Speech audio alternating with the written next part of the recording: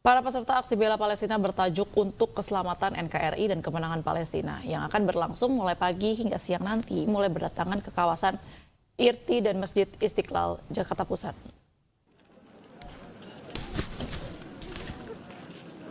Masa yang datang berasal dari berbagai daerah. Mereka merapat ke Masjid Istiqlal untuk menunaikan sholat subuh berjamaah sebelum mengikuti aksi di kawasan Monas pada pagi hari ini.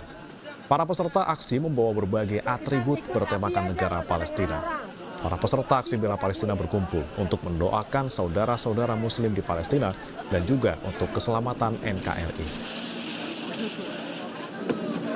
Hadir di acara ini untuk memberi dukungan saudara-saudara kami di Palestina. Inisiatif sendiri sih sebenarnya datang ke sini bareng jamaah-jamaah yang lain. Dari mana? Saya dari Jakarta, ini dari Tasikmalaya. Harapannya apa nih untuk Palestina? Harapannya semoga saudara-saudara kita di Palestina segera diberi kemerdekaan ya, segera pulih kembali negaranya, tidak memakan banyak korban jiwa lagi, apalagi anak-anak. Pemirsa, Satpol PP Kota Surabaya melaporkan kasus penganiayaan 2 anggotanya saat mengamankan aksi buruh yang sedang berunjuk rasa memblokir jalan protokol. Ya, satu-satu korban menderita retak tulang tangan.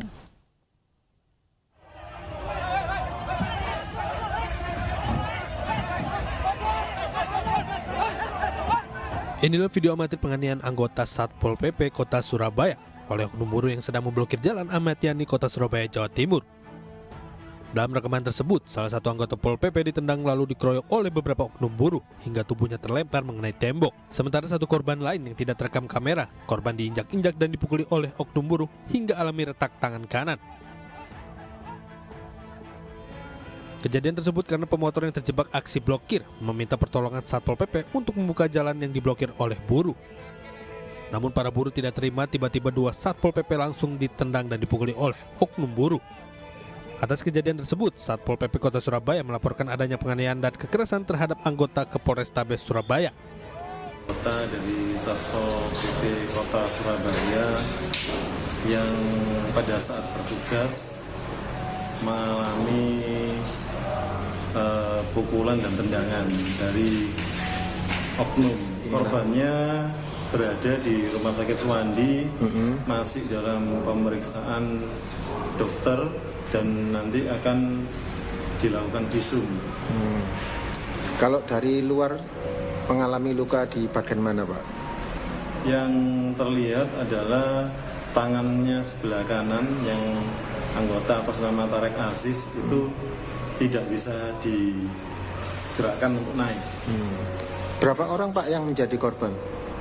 Ada 2 personil. 2 orang. Yang pertama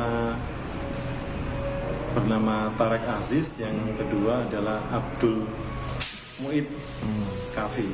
Itu kejadiannya seperti apa, Pak, kok terjadi penganiayaan itu, Pak?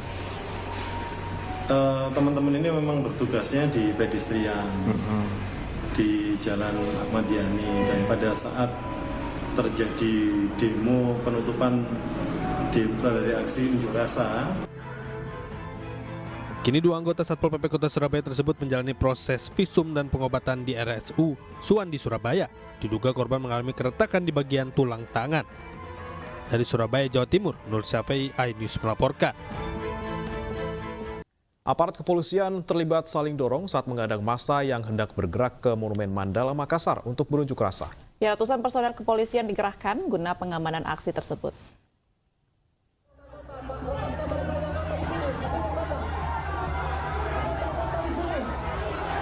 Aksi saling dorong terjadi saat mahasiswa asal Papua hendak bergerak menuju Monumen Mandala, Kecamatan Ujung Pandang, Kota Makassar, Sulawesi Selatan untuk berunjuk rasa.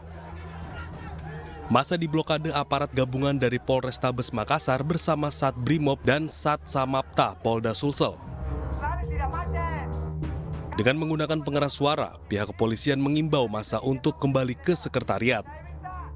Akhirnya, massa pun memilih melanjutkan aksi di depan sekretariat dengan pengawalan ketat 300 personel kepolisian. Ya, dorong-dorong karena pertama kami dari dalam masa awal memang dari Polsek dan Polrestabes yang menangani pertama.